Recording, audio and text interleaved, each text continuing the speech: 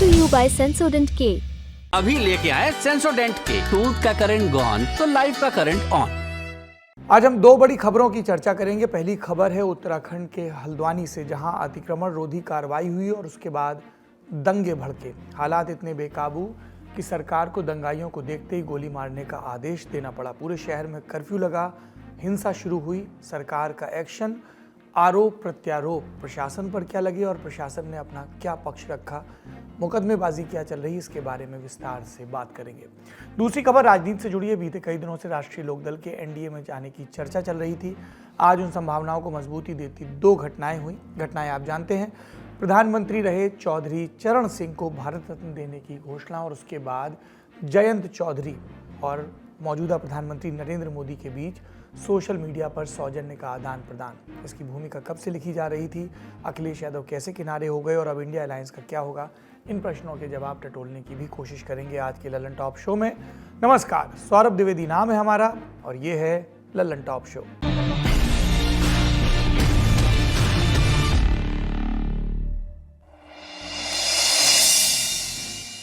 बड़ी खबरों से पहले सुर्खियों का रुख करते हैं। पहली सुर्खी का संबंध देश के सर्वोच्च नागरिक सम्मान यानी भारत रत्न से है।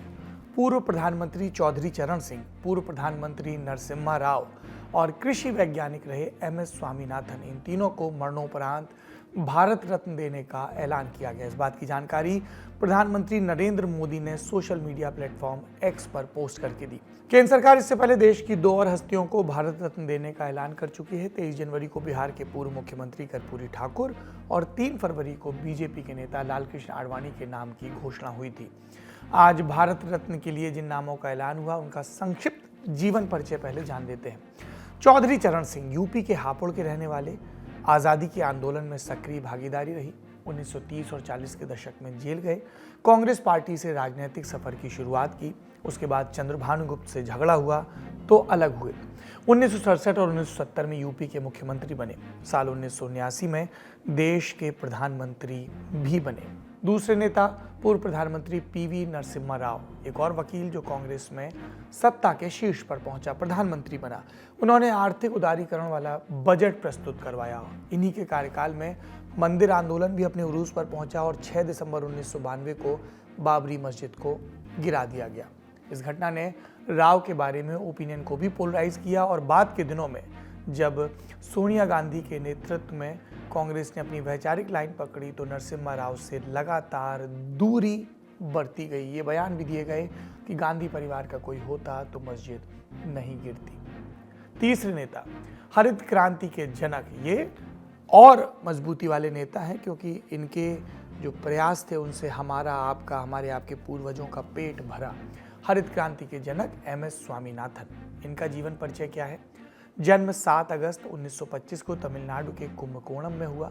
60 के दशक में इन्होंने धान की ज़्यादा उपजाऊ किस्मों को विकसित करने में अहम भूमिका निभाई और इससे देश को अकाल से बचने में मदद मिली। स्वामीनाथन और उनके अमेरिकी वैज्ञानिक साथी नॉर्मन बोरलॉग को हरित क्रांति का श्रेय जाता है। भारत रत्न को लेकर आपकी उत्सुकता होगी कि मिलता क्या है। एक मेडल मिलता है, एक सर्टिफिकेट मिलता है। ये मेडल कैसा दिखता है? पीपल के पत्ते के आकार का बनाया जाता है। खास बात यह है कि पुरस्कार के साथ किसी भी तरह की धनराशि नहीं दी जाती, लेकिन भारत रत्न विजेताओं को या कहें कि भारत रत्न से सम्मानित लोगों को कुछ सरकारी सुविधाएं मिलती हैं। मसलन ये रेलवे की ओर से मुफ्त यात्रा की सुविधा हासिल करते हैं। अहम सरकारी कार्यक्रमों में शामिल होने के लिए इन्हें न्योता भेजा जाता है। इसके अलावा वारंट ऑफ प्रेसिडेंट में इसको जगह दी जाती है। प्रोटोकॉल में राष्ट्रपति, उपराष्ट्रपति, प्रधानमंत्री, राज्यपाल, पूर्व राष्ट्रपति, उप प्रधानमंत्री, मुख्य न्यायाधीश, लोकसभा अध्यक्ष, कैबिनेट मंत्री, मुख्यमंत्री, पूर्व प्रधानमंत्री और संसद के दोनों सदनों में विपक्ष के नेता के बाद इन्हें जगह मिलती है। वारंट ऑफ प्रेसिडेंस का इस्तेमाल सरकारी कार्यक्रमों में वरीयता देने के लिए होता है। राज्य सरकारें भारत रत्न पाने वाली हस्तियों को अपने राज्यों में भी कई सुविधाएं उपलब्ध करवाती हैं। और दिखता कैसा है भारत रत्न? तांबे का बना होता है, प्लेटिनम का एक चमकता सूरज भी बनता है। इसके ठीक नीचे भारत रत्न लिखा होता है। दूसरी तरफ अशोक स्तंभ की आकृति होती है जिसके ठीक नीचे भारत का ध्येय वाक्य सत्यमेव जयते लिखा होता है। मेडल को पश्चिम बंगाल की अलीपुर टकसाल में बनाया जाता है। टकसाल वो जगह होती है जहां सिक्के ढाले जाते हैं। ये परिचय संक्षिप्त है। इन तीनों शख्सियतों का जीवन परिचय एक सुर्खी में समेट पाना असंभव है। इन पर ललन टॉप पर हम अलग से प्रोग्राम करेंगे। अभी जो आज नाम आए उन पर अब राजनीतिक गलियारे से आई प्रतिक्रियाओं का रुख करते हैं। Ma'am Bharat Ratna for PV Narasimha Rao ma'am, for former prime minister Chaudhary Charan Singh and Bharat Ratna for PV Narasimha Rao ma'am. देश के पूर्व प्रधानमंत्री, किसानों के मसीहा चौधरी चरण सिंह जी को भारत रत्न की घोषणा एक अभिनंदनीय घोषणा है। यह देश के करोड़ों किसानों का सम्मान है। कांग्रेस पार्टी ने कभी भी बार बार उनको अवमान करके, उनको इंसल्ट करके, उनका जो कंट्रीब्यूशन है, जो अच्छा कंट्रीब्यूशन है, वो सिर्फ गांधी फैमिली के परिवार के खाते में लगा के जो कांग्रेस पार्टी को जो नुकसान हुआ वो सब कंट्रीब्यूशन से नरसिम्हा राव का जो खाते में देखे। आज it's a slap on his face for the Congress party. अगली सुर्खी में बात उत्तर प्रदेश के बरेली की। खबर पर आने से पहले ये वीडियो देखिए।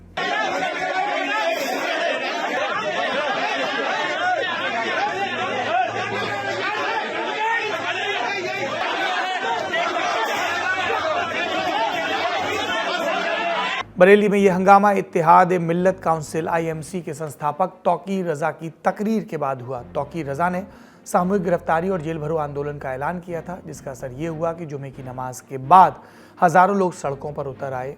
इंडिया टुडे से जुड़े कृष्ण गोपाल राज की रिपोर्ट के मुताबिक ज्ञानवापी केस पर कोर्ट के फैसले के विरोध में 9 फरवरी को तौकीर रजा ने समर्थकों के साथ जेल भरो आंदोलन करने का ऐलान किया था। इससे पहले तौकीर ने हल्द्वानी में हुई हिंसा पर भी बयान दिया था, जिसके बाद मुस्लिम समुदाय के लोग उनके समर्थन में उतर आए थे।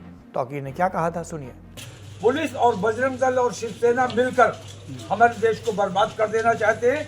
हम इस बेईमानी के खिलाफ अब रुकने वाले नहीं हैं। तौकीर रजा ने इस दौरान PM मोदी और उत्तराखंड के CM पुष्कर सिंह धामी पर भी आपत्तिजनक टिप्पणी की। फिलहाल पुलिस ने मौलाना तौकीर रजा को हिरासत में ले लिया है। सुरक्षा व्यवस्था बनाए रखने के इलाके में भारी तादाद में पुलिस बल तैनात है। सभी महत्वपूर्ण जगहों पर पुलिस निगरानी भी कर रही है और अपनी गतिविधियां भी। अब बारी दिन की बड़ी खबर की। हल्द्वानी में हिंसा के एक दिन बाद भी तनाव भरा माहौल है। जिस इलाके में हिंसा हुई वहां इंटरनेट बंद है, स्कूल से लेकर दुकानें और उद्योग धंधे भी बंद। दिन भर मीडिया कर्मियों का जमावड़ा रहा। कल जब बवाल बढ़ने के बाद पुलिस ने फायर खोला दंगाइयों पर तो कई मारे गए और कई घायल भी हुए। रिपोर्ट के मुताबिक इस हिंसा में अब तक कम से कम 5 लोगों की मौत हो चुकी है। अब एक एक कर बताते हैं कि हल्द्वानी के इस चर्चित बनभूलपुरा इलाके में हुआ क्या। हल्द्वानी में जमीन को लेकर यह विवाद पुराना है। रेलवे लाइन के आसपास सघन बसाहट है। रेलवे की जमीन पर कई सालों से अतिक्रमण को लेकर यहां कानूनी लड़ाइयां चल रही हैं। बनभूलपुरा उसी इलाके में आता है जहां पिछले साल रेलवे ने अतिक्रमण हटाने के लिए नोटिस भेजा था। हाईकोर्ट ने रेलवे की जमीन पर बने घरों को 1 हफ्ते के भीतर तब खाली करने का आदेश दिया था, लेकिन बाद में सुप्रीम कोर्ट ने इस पर फौरी तौर पर रोक लगा दी थी। मामला अब भी कोर्ट में लंबित है। आज मौजूदा केस की बात करें, जिसको लेकर प्रेस का कैमरा इस छोटे से शहर की तरफ घूमा। बनभूलपुरा की आबादी का बड़ा हिस्सा इस्लाम को मानता है। 8 फरवरी को जिस इलाके में अतिक्रमण की कार्रवाई रोकने के लिए हिंसा हुई उसका नाम है मलिक का बगीचा। यहाँ पर प्रशासन ने कथित रूप से अवैध तरीके से बने मदरसे और एक नमाज स्थल को गिराया। मीडिया रिपोर्ट्स बताती हैं कि शहर में पुलिस की टीम 8 फरवरी को सुबह से ही तैनात थी। शाम करीब 4:15 बजे स्थानीय प्रशासन और नगर निगम की टीम बुलडोजर लेकर अतिक्रमण को तोड़ने पहुंची, लेकिन जैसे ही बुलडोजर से मदरसे को गिराने का काम शुरू हुआ, पत्थरबाजी शुरू हो गई। घटना से जुड़े कई वीडियो सामने आए, जिसमें देखा जा सकता है कि कार्रवाई के लिए पहुंची पुलिस पर पत्थर और पेट्रोल बम फेंके जा रहे हैं और भी हमला हो रहा है। लोगों ने सड़कों के अलावा घरों की छतों से भी पत्थरबाजी की। जवाब में पुलिस वालों ने भी पत्थर फेंके। एक वीडियो में दिख रहा है कि स्थानीय महिलाओं और पुलिस वालों के बीच बहस भी हो रही। वहीं एक और वीडियो में पुलिस वाले भीड़ पर लाठी भांजते भी नजर आ रहे हैं। 6 बजे शाम तक स्थिति ऐसी हो गई कि सरकारी अधिकारियों, पत्रकारों और पुलिस बल को बनभूलपुरा थाने में शरण लेनी पड़ी। लोगों ने थाने को पूरी तरह घेर लिया और इसके बाहर खड़ी गाड़ियों में आग लगा दी। पेट्रोल बम भी फेंके दंगाइयों ने। इस पूरी झड़प और हिंसा में 100 से ज़्यादा लोग घायल हुए, जिसमें पुलिसकर्मी, स्थानीय लोग और दंगाई भी शामिल हैं। जब मामला बड़ा हो गया तो ललन टॉप की टीम भी ग्राउंड जीरो पर पहुंची। हमारे साथी सिद्धांत मोहन ने हिंसा में घायल हुए लोगों से बात की। हमारे साथ गौरव हैं, गौरव जो कि नगर निगम में काम करते हैं और वो उस टीम का हिस्सा थे जो इंक्रोचमेंट हटाने गई थी। गौरव इस समय हल्द्वानी के कृष्णा हॉस्पिटल में इलाज करवाने पहुंचे हैं। हम गौरव आपको थोड़ी सी 2 मिनट की तकलीफ देंगे, मुझे माफ़ कर दीजिएगा अगर आपको दिक्कत हो बात करने में, अगर और मुझे टोक भी दीजिएगा, मैं फिर बातचीत बंद कर दूंगा। क्या करते हैं आप नगर निगम में गौरव? सर मैं गाड़ी चलाता हूँ नगर निगम में और 2 हेल्पर मेरे साथ चलते हैं। गाड़ी मतलब कौन सी गाड़ी होती है? नगर निगम की कूड़े की गाड़ी चलाता हूँ सर। अच्छा, तो हमें अतिक्रमण के लिए शाम को रेडी किया गया था। तो वहाँ से जब अतिक्रमण गिरेगा तो कूड़ा उठाना है आपको? हाँ, तो उसके लिए हम काफ़ी टीम हमारी साथ में गई थी, 20-25 लड़के और भी थे पीछे खड़े हुए। तो फिर जब वहाँ तोड़फोड़ होने लगी तो उन लोगों ने पथराव किया छत से अपनी, और फिर हम सर बड़ी मुश्किल से जान बचा के वहाँ से भागे। धीरे धीरे जो था भीड़ बढ़ती चली गई वहाँ पे, और उसमें हमारी नगर निगम की ट्रैक्टर ट्रॉली, 2 योद्धा और 2 छोटे हाथी और क्या बोलते हैं एक एम्बुलेंस, काफ़ी चीज़ों का नुकसान हुआ है वहाँ पर सर। अच्छा, सबको जला दिया गया है। हम मोहम्मद अमन से पूछते हैं कि हुआ क्या था। मोहम्मद बात कर सकते, अमन सॉरी, बात कर सकते हैं मुझसे आप? क्या करते हैं आप? मैं काम करता हूँ कंपनी में। पापा कैसे हैं अभी? पापा तो अभी मतलब सीरियस हालत है, डॉक्टर कह रहे हैं मतलब बचने के कम चांस है। डॉक्टर बोले हैं ऐसा? ऐसा बोले, अभी बोले मतलब बचने के कम चांस है। मतलब इनकी जो है कोई चीज़ बचा रहे थे, मतलब वो रुक चुकी है। मतलब जो कोई चीज़ मतलब बता रहे थे अभी रुक चुकी है। बाकी तो मुझे उन्होंने गार्ड साहब ने बाहर भेजा था ना, बोल रहे थे कि आपसे कोई मिलना है, तो मैं बाहर आ गया था। बाकी सुना नहीं मैंने, यही कह रहे थे कि मतलब बचने के कम चांसेस है, मतलब हालत जो है बहुत सीरियस है। बड़ा भाई है, बड़ा भाई। प्लीज बैठ जाओ, पहले आराम से बैठ जाओ भाई।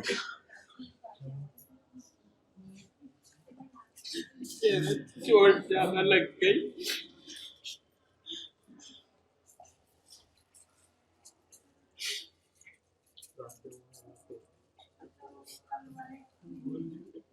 बहुत ही पार हो गई।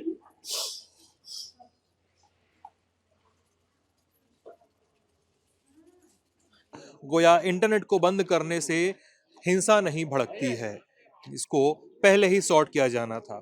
इसके अलावा प्रशासन पे और भी बहुत सारे लेवल के सवाल उठाए जा रहे हैं। अतिक्रमण हटाने के लिए शाम को 4 बजे का वक्त क्यों चुना गया?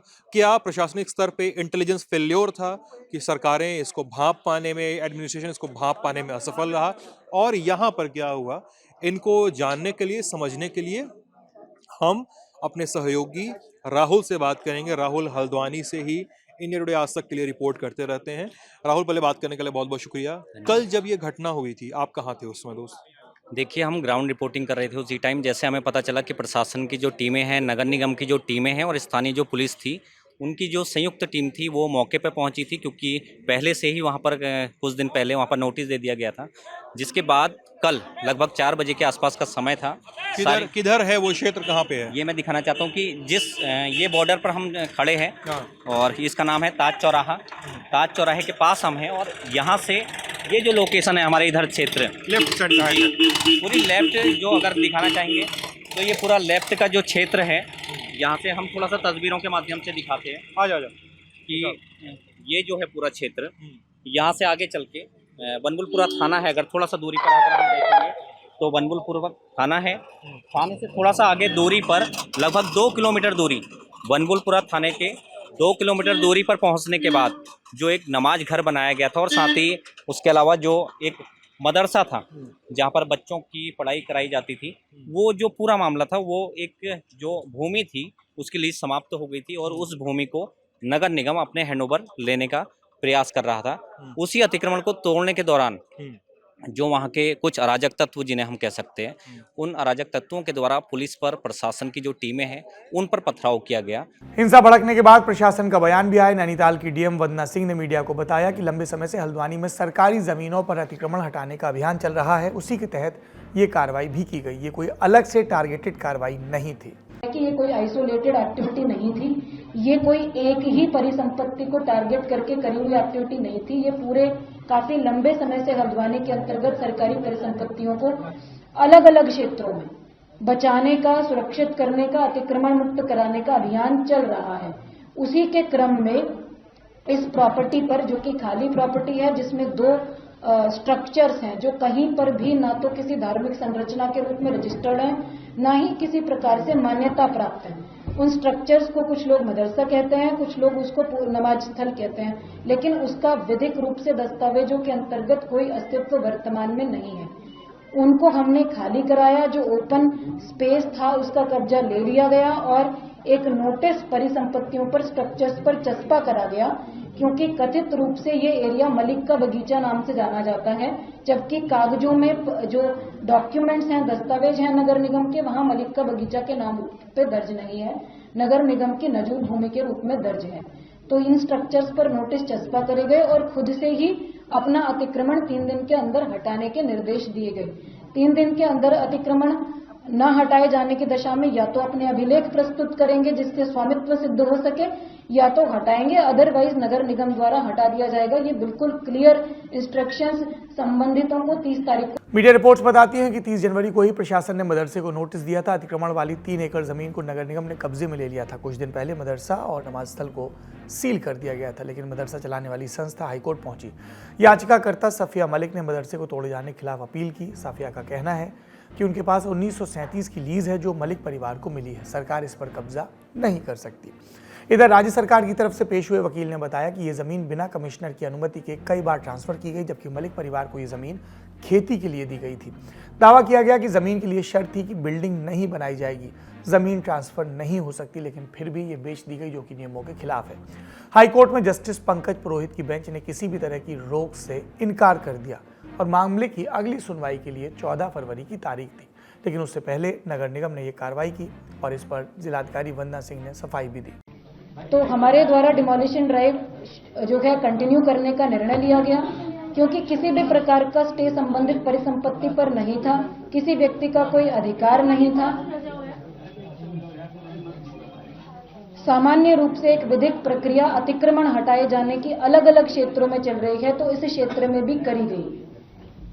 इसको हमारी टीमें मूव हुई, हमारे रिसोर्सेज मूव हुए, किसी को कोई नुकसान नहीं पहुंचाया गया, किसी को प्रोवोक नहीं किया गया, किसी को जो है उकसाने की कोशिश नहीं करी गई, किसी भी प्रकार की कोई ऐसी एक्टिविटी करने की कोशिश नहीं करी गई जिससे कि जन संपत्ति की हानि हमारी टीमों के माध्यम से या प्रशासन या पुलिस के माध्यम से हो।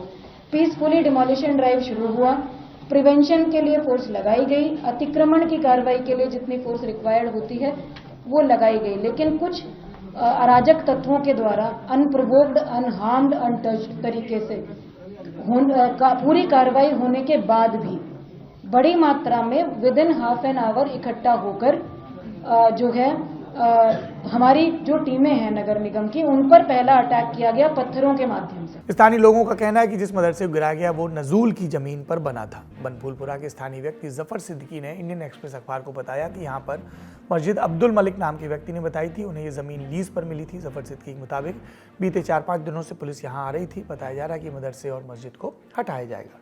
हल्द्वानी में हालात हाथ से निकलने के बाद रामनगर और नैनीताल से फिर पुलिस की और टुकड़ियां भी भेजी गई हैं।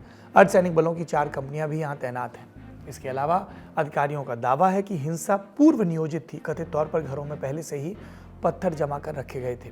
उत्तराखंड के डीजीपी अभिनव कुमार ने बताया कि हिंसा को देखकर लगता है कि ये साजिश के तहत की गई। उनका कहना है कि इन लोगों के खिलाफ राष्ट्रीय सुरक्षा कानून NSA के तहत एक्शन लिया जाएगा। घटना के पीछे जो भी मिसक्रिएंट एलिमेंट्स थे, जिन्होंने कल पुलिस पार्टी पर पथराव किया, पेट्रोल बम फेंके, वेपन से गोली वोली चलाने की भी हमारे पास सूचना है, उनको चिन्हित करके और उनके खिलाफ सख्त से सख्त कार्रवाई की जाएगी ताकि इस प्रकार की घटना की पुनरावृत्ति ना हो। अब इसके बाद जो हमें पुलिस की कार्रवाई करनी है वो कार्रवाई की जाएगी।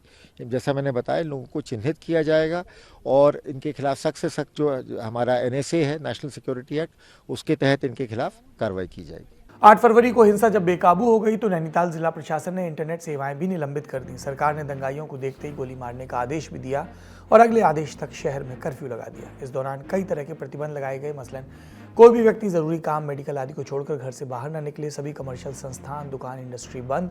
सिर्फ हॉस्पिटल और मेडिकल की दुकानें खुली रहें। आदेश सरकारी अधिकारियों, पुलिसकर्मी और सशस्त्र बल पर लागू नहीं होता। बहुत जरूरी काम के लिए ही नगर मजिस्ट्रेट हल्द्वानी की अनुमति से आने जाने के लिए पास मिलेगा।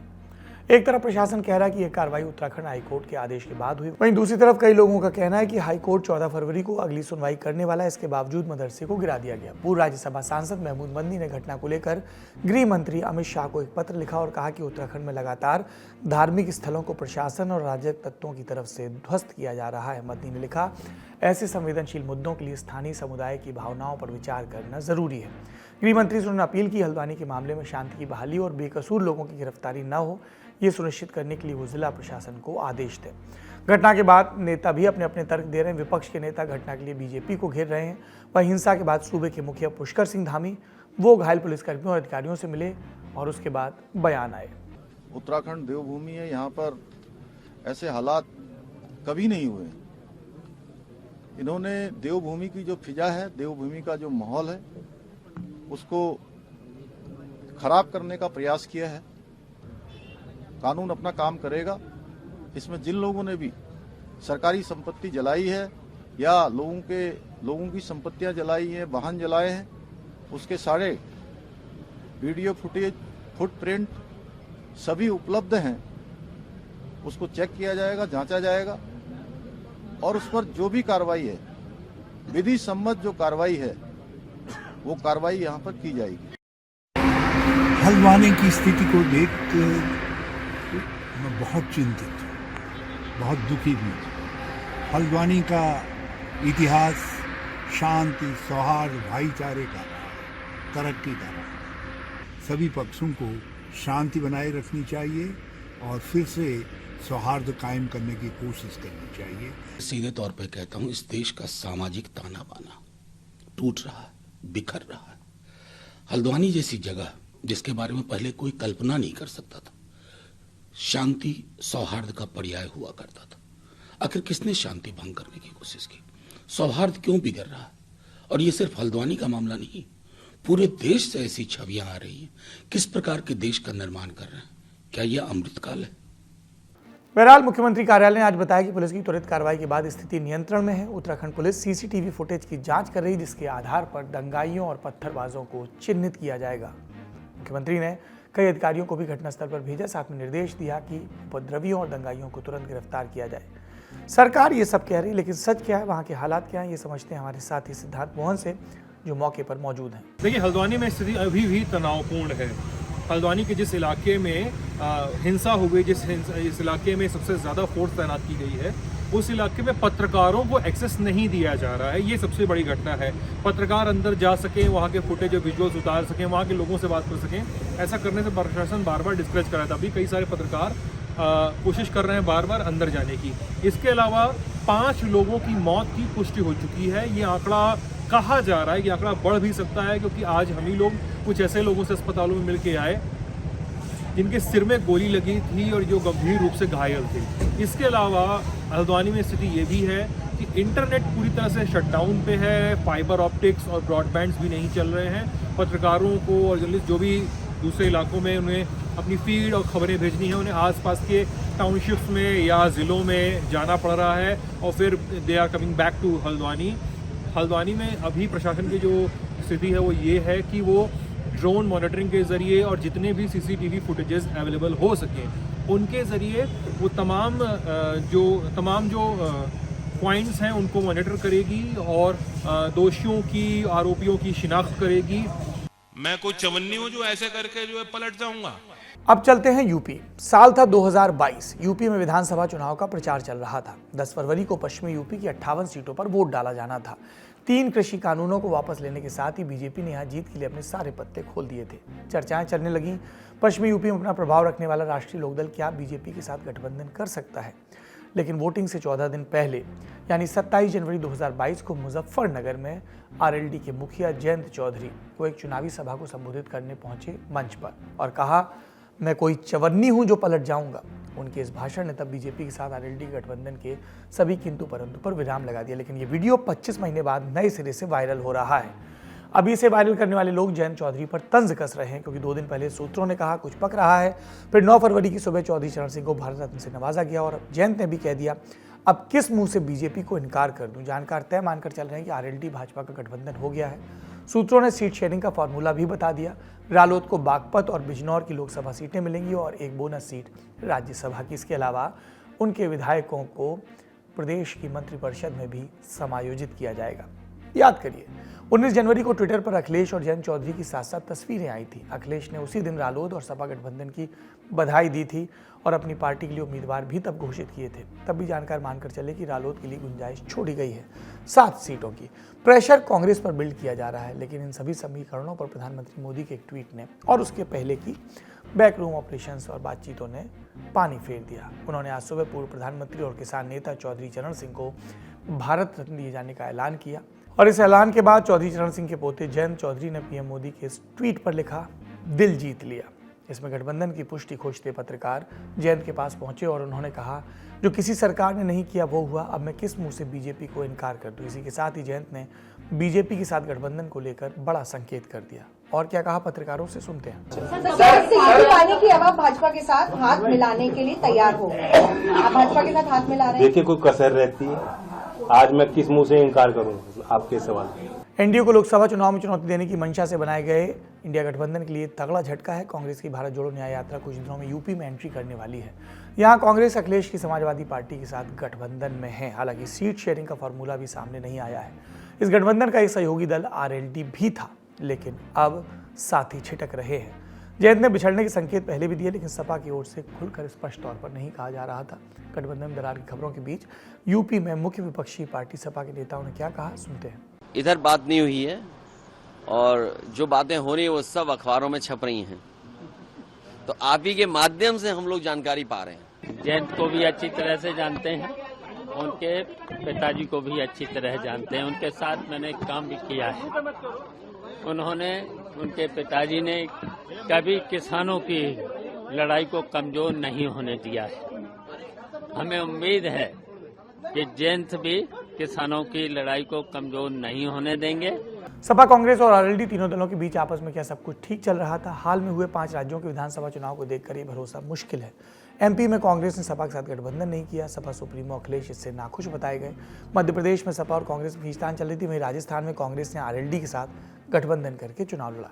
जयंत चौधरी ने कांग्रेस के लिए तेलंगाना में भी प्रचार किया। राजधानी हैदराबाद के मुस्लिम इलाकों में वो कांग्रेस सांसद इमरान प्रतापगढ़ी के साथ चुनावी सभाओं में नजर आए और तब ये खबर हुई कि यहाँ पर हैदराबाद में जयंत चौधरी क्यों?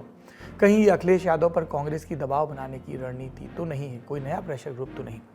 आरएलडी और बीजेपी के हाथ मिलाने की खबरों के बाद इंडिया गठबंधन की मजबूती और दरकने पर नए सिरे से चर्चाएं शुरू हो रही हैं, जिसके बारे में और बता रहे हैं राजनीतिक विशेषज्ञ। वैसे ही इंडिया अलायंस की अपनी खुद की प्रॉब्लम्स हैं, जिसकी वजह से वो एकजुट नहीं हो पा रहे हैं, तो उसमें बड़ा आसान है सेंध लगाना। और इनको जयंत चौधरी से बहुत दिन से बातचीत रही थी, इसमें कुछ मुझे लगता है इसमें अखिलेश यादव की भी कमी ये रही कि उन्होंने जयंत चौधरी के साथ उसी तरीके का बर्ताव किया जो कि वो आरोप लगाते हैं कांग्रेस पे उनके साथ करने का, बिग ब्रदर वाला अप्रोच। तो उन्होंने 7 सीटें कहने को तो दी, लेकिन उसमें 4 कैंडिडेट्स अपने रखे कि अपनी पार्टी के उनके सिंबल से लड़ेंगे, तो वो उन्हें नागवारा था और इसी पे खींचातानी थी। और मेनली खींचातानी चल रही थी मुजफ्फरनगर सीट पे, क्योंकि जयंत चौधरी चाहते थे मुजफ्फरनगर से खुद लड़ना। वो ऐसी सीट है जहां उनके पिता अजीत सिंह जहां 6000 वोट से हारे थे, वो तो कहा जाता था कि मैनिपुलेट करके कराया गया, हरवाया गया, तो इन्हें उम्मीद थी कि मैं वहां से जीत करके फिर से काबिज हो जाऊंगा। वो नहीं हो रहा था। दूसरी तरफ प्रधानमंत्री नरेंद्र मोदी जो इसमें माहिर हैं, महारत हासिल है उनको, किस तरह तोड़े जाते हैं लोग अपने विपक्ष के, उन्होंने उनको तरह तरह के ऑफर्स दिए और साथ में सबसे बड़ा जो उनको एक तरीके का जो सबसे बड़ा ऑफर जो दिया वो कि चौधरी चरण सिंह को भारत रत्न। अब आजकल सबसे मजे की बात ये हो गई कि अब ऐसा लगता है कि भारत रत्न जो है एक नई करेंसी बन गया है। इस नए गठबंधन की खबरों के बीच पश्चिमी यूपी का चुनावी समीकरण समझते हैं। ये इलाका जाट, किसान, मुस्लिम बाहुल्य और भी कई जातियां हैं जो यहाँ पर हैं। लोकसभा की कुल 27 सीटें आती हैं। सहारनपुर से लेकर नीचे आगरा तक आते हैं। पश्चिमी उत्तर प्रदेश में किसानों के मुद्दे अहम रहते हैं। आरएलडी 2019 के आम चुनाव में यहाँ पर खाता भी नहीं खोल पाई थी, 0 सीटें, जबकि सपा और बसपा के साथ गठबंधन किया था और 3 सीटों पर चुनाव लड़ा था। इस इलाके में बीजेपी ने सबसे ज़्यादा 19 सीटें जीती थी। 4-4 सीटें सपा और बसपा के खाते में आई थी। जयंत चौधरी अपनी पुश्तैनी क्षेत्र बागपत से भी चुनाव हार गए थे। इसी तरह 2014 के आम चुनाव में भी 8 सीटों पर लड़ने वाली आरएलडी खाता नहीं खोल पाई थी। पिछले 10 साल से लोकसभा चुनाव में एक भी सीट नहीं जीतने वाली जयंत चौधरी की पार्टी एक अदद जीत की तलाश में है और कह रहे हैं कि बीजेपी के साथ आने के बाद ये तलाश पूरी हो सकती है। ये राजनीति है, इसका रंग ऐसा ही है, कब दुश्मन दोस्त बन जाए, कब दोस्त दुश्मन, कुछ कहा नहीं जा सकता। समर्थकों को ये बात खास तौर पर याद रखनी चाहिए और उनको तो और भी ज़्यादा जो सोशल मीडिया पर भिड़े रहते हैं। आज के ललन टॉप शो में इतना ही। अपना और अपनों का ख्याल रखिए। शुभ रात्रि।